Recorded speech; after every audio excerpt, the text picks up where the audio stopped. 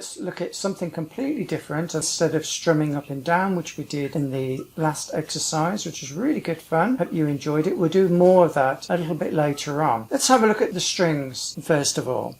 And this time what we're going to do is look at the notes on the strings of the guitar. Let's start with the open strings first. So when we're tuning the guitar, we pick each string with the help of the tuner, whether it's the strings in tune or not. What we need to do now is also listen to the sound of the string. There's a really good acronym, a really good popular one that I teach my students is elephants and donkeys grow big ears. It's an interesting one to remember. And you could invent your own, providing that you're going to remember. It helps if you write it down as well. So E, A, D, G, B and E. If you say it a few times, it really helps as well. Let's look at the strings individually. Let's pluck them a few times. Listen carefully to the note the sound makes. We've got our lowest E, then A, D, G, B, E. So you have a really low E, and you have an high E, and you have all the notes that are all in the middle. What I'd like you to do is have a look at the next page. There's a circular diagram. Now, having a look at the diagram, starting at E, we can work out what follows the next note after E. So the E is open on the first fret. If you place your finger in the middle of the fret, it's really helpful. You'll find it easier to press down. Then we've got our next note, which is not E sharp, but F. In music, we don't have D sharp and E sharp. I have to remember that. Having a look at the diagram again. So the next note that follows F would be, what do you think? If you said F sharp, that will be really good. Next note. If you said G, perfect. The next note, G sharp, A.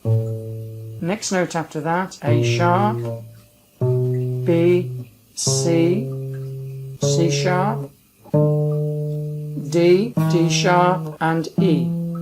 So you'll probably find there's 2 dots on the side of your guitar here, or 2 dots on the fretboard, like I have on this guitar behind me. I've actually got like 2 diamonds and a circle. In the last lesson we looked at why there are dots or diamonds on the 3rd, 5th, 7th, 9th, 12th, 15th and 17th frets. It's because we can work out from the top string here, this note then is going to be G, that note on the 5th fret is going to be A, the 7th fret is going to be B, and the 9th fret is going to be C sharp, 11th fret, D sharp, 12th fret and E. So both the same note, one is lower and the other one is an octave higher. With our first finger, just run down the frets.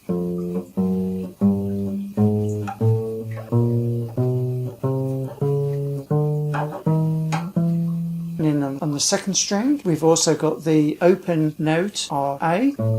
So the next note, if you have a look at the circular diagram, would be G sharp or A sharp.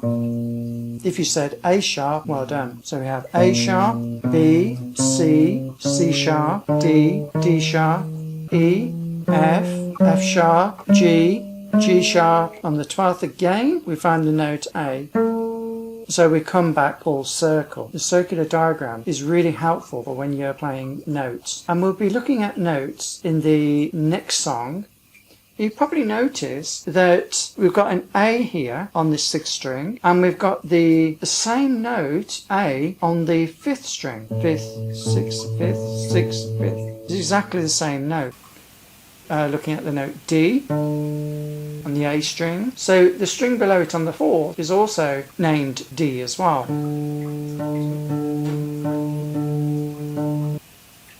So if we have a look on the 4th string on the 5th fret, we also have the note G, which is the same as the open 3rd string.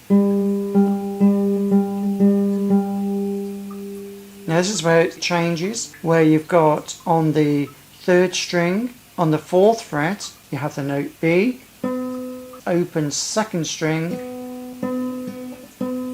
you also have the note B. And on the 5th fret, on the 2nd string, you have the note E, which is actually also the same as the open E as well. As an exercise, just go up to the 5th fret and with the first finger just run down the frets.